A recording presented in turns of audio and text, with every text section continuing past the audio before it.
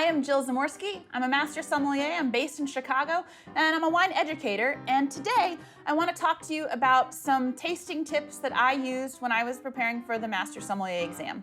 At home, when I wasn't tasting with other people, I developed a few things for myself where I could work on my theory and my practice of tasting sort of in isolation. I was, living in a relatively small town at the time in Aspen, Colorado. There weren't always people around to pour me blind flights. And frankly, that's a pretty expensive proposition. So if you find yourself, with social distancing or with a little bit more of a limited wine budget, never fear. There are ways where you can keep up with your studying, keep your brain sharp, and keep your palate toned. There's a category of white wines that, and this is not original to me, that people sometimes call the Bermuda Triangle of white wines.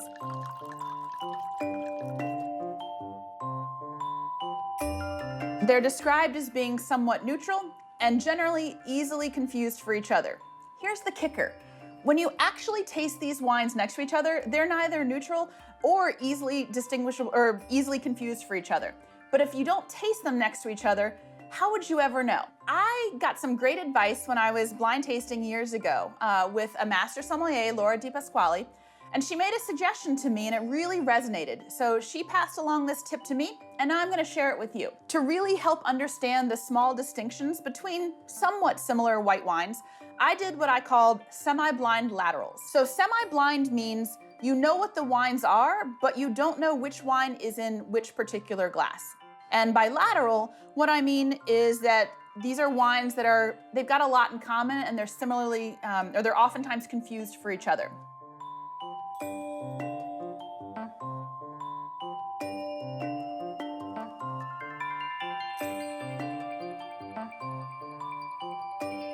So I have 3 bottles from my cellar that make up the Bermuda Triangle of white wines.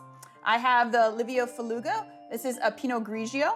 I have the Paco and Lola Albarino, and I have the Domaine Wachau Gruner Veltliner. Now, there are different styles of Gruner Veltliner. This is a Federspiel, which in the sort of levels of ripeness is right in the middle. And this is the style of Gruner Veltliner that's most often confused for Pinot Grigio or Albarino. A Schmaragd is a very different style of wine, and it wouldn't be appropriate for this sort of example.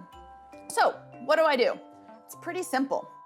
I pour a little bit of each wine, and I'm going to use my Coravin, and since some of these are screw cap tops, Coravin actually makes an adapter for your bottle. And simply put a little bit of wine in each glass. And you can see that I've got the same amount of wine in each glass, and they kind of look the same, don't they?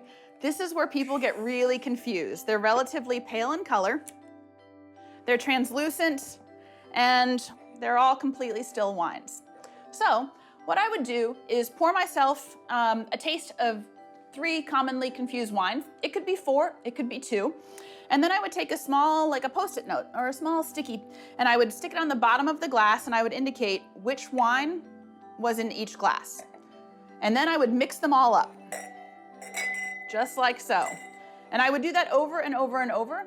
And then I would usually walk away, come back, mix them up again. So by that point, I had no idea what was in either glass. And then it's really simple. You just pick up the glass, take a quick sniff, and suddenly the differences in these wines become dramatic.